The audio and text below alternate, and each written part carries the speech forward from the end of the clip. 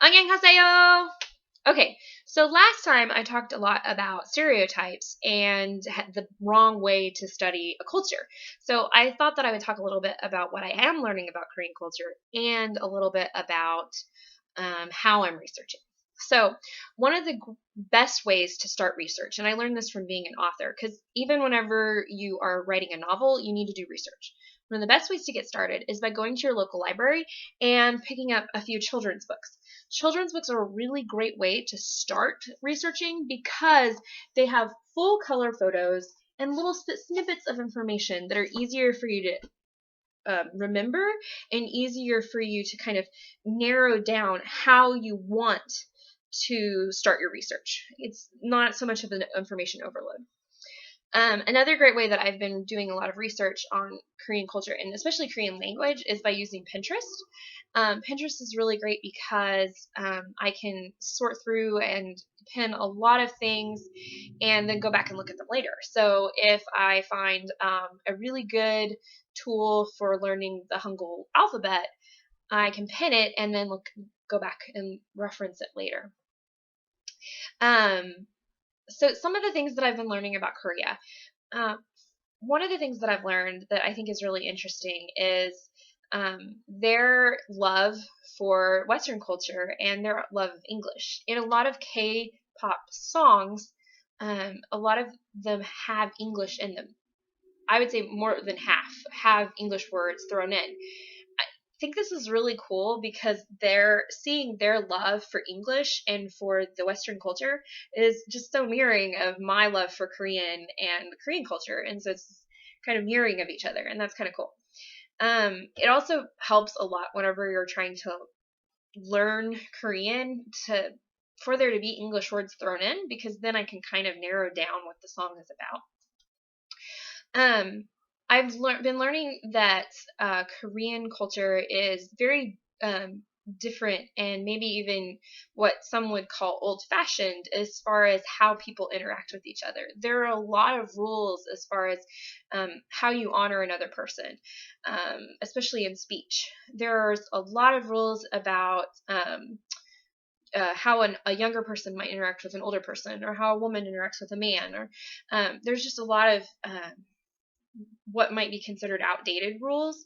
I think some of it's really, really cool because they take so seriously being respectful. Being respectful to one another is very important to them, and I think being respectful to people is really important. So I actually think a lot of it's very cool. I actually find myself kind of bowing a little bit whenever I'm saying sorry or thank you, especially if somebody's like helping me in a store. And in my mind, I'm always like thinking, 감사합니다, which means thank you, like, 감사합니다. Anyway, one of the more interesting things that I have found out about Korea is that they are very big on technology. They're very, very big. Seoul is considered one of the most connected cities in the world because almost, a very large portion of the population has cell phones. Even some of the very poorest people still have cell phones, and probably that has a lot to do with the fact that Samsung actually is a Korean company. That being said, they really are trying to be very innovative in technology, and one of the things that they really want to be innovative about is robotics. They want to be one of the foremost leaders in robotics. They want every home in Seoul to have a robot in it within like the next 10 years, and they even actually just won an international robotics competition, which is great. Fighting, go Korea, yay! But me personally, this is not good news. And it's very ironic because I have a robot phobia, like legitimately a robot phobia. And this place that I want to go, and this culture that I am falling in love with, loves something that I hate. So there's just a lot of irony in that. A lot of irony. And if I keep saying irony, it's just not even going to sound like a word anymore.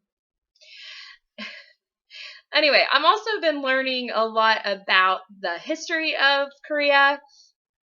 especially even learning about the Korean War and World War II and how there was the split between South and North Korea. These are things that I never knew about, even though they actually pertain to my history as well as our country was involved in the Korean War and in World War II. We were involved with those things, and yet I myself didn't even really know a lot about my own history. So it's really cool how I'm learning about myself and my own history as I'm learning about this country that's so far away. Um, I really didn't know much about Korea until this all started. So it's just really cool and exciting to be able to get the chance to learn about other people in the world and just expanding. I feel like it's expanding my worldview so much. Another really interesting thing, as some of you know, I'm actually a Christian, and Korea actually has one of the largest Christian churches in the world. So that's really, really cool. There's actually an international house of prayer that's, I believe it's in Seoul. And so in Seoul right now, there's 24 hours, 7 days a week, 365 days a year prayer going on in Seoul. And that's just really, really cool. It's just awesome to think that my Korean brothers and sisters are right now praying for me and praying for America. And it just really inspires me that we should be doing the same. So, anyway, that's just a little tiny, tiny bit of what I'm learning, but it's all part of what makes it so exciting. So, never ever think, I want to make this very clear. I'm not a fangirl. I don't want anyone to think, yeah, I'm a fangirl of K-pop and I'm a fangirl of K-dramas and I'm very into that fandom. I'm a part of that fandom. But I'm not part of the fandom of Korea. I love, I am beginning to love this culture and this people and how I'm connected with them and how they're connected with me because we're all on the same planet and we're all created by the same creator. And so that's where my heart is. Anyway, so thank you. Onion.